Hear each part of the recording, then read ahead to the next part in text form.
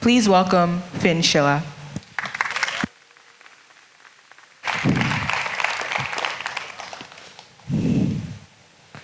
We've all seen the videos. A golden retriever waiting at the window, a cat curled up in a suitcase, and we call it cute and we move on. But let's stop pretending.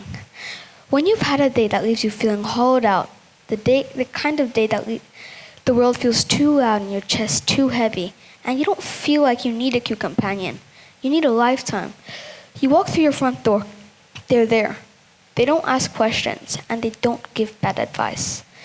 In that silence, a pet does something a human often can't. They see the part of you that's falling apart, and they will stay anyway. We spent a long time categorizing pets as a hobby. It's time we call them what they actually are, a necessary human support animal. Before we find the words to express it, our pets have already felt it. They have high intelligence.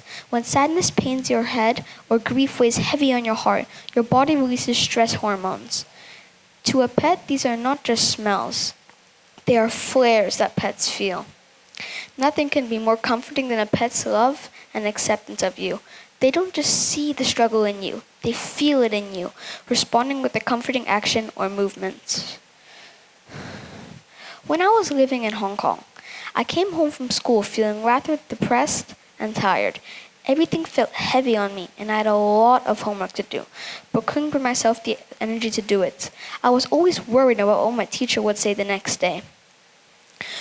My dog could sense my feelings from the moment I entered the door. She ran up to me and wagged her tiny tail in her signature way of saying, "It's okay, I got you."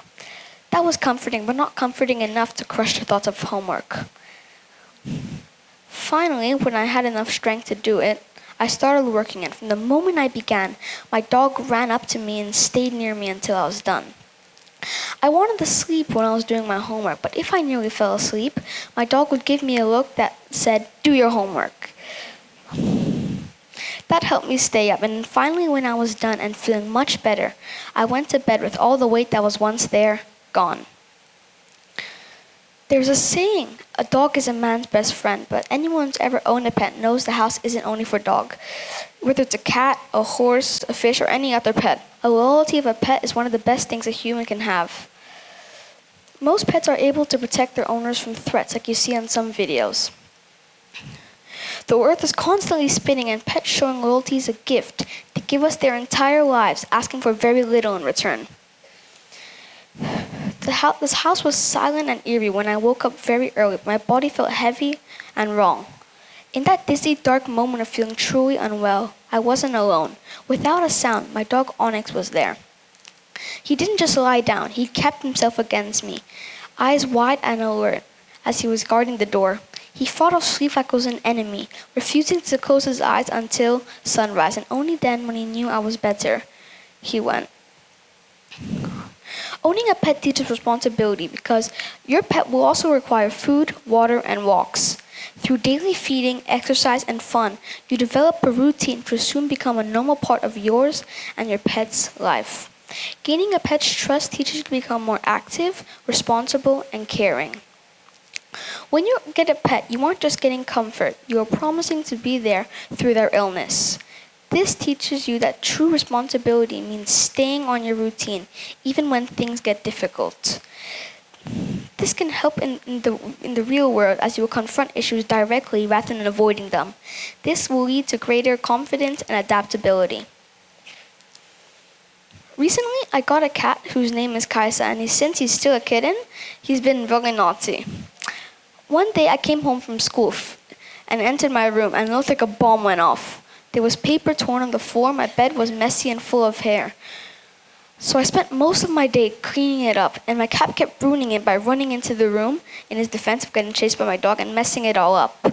One time he managed to make it on top of my cabinet, and it's where I store my Lego sets, he dropped one and all the pieces went all around my room.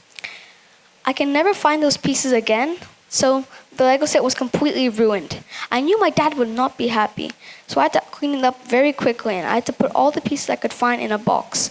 I had to clean it all up, and I learned to keep my cat, I had to be much more responsible with his care. So the next time you scroll past a video of a cat curled up in a suitcase or a dog greeting its owner, don't just smile at the cuteness. Look closer, recognize the biology of their empathy, their depth of their loyalty, and the lessons of responsibility they teach every day. A hobby is something you pick up to pass the time, and a pet is something that helps you survive the times that are hard. They aren't just pets, they are family, they are healers, and quite often, they're the very best parts of us. Thank you.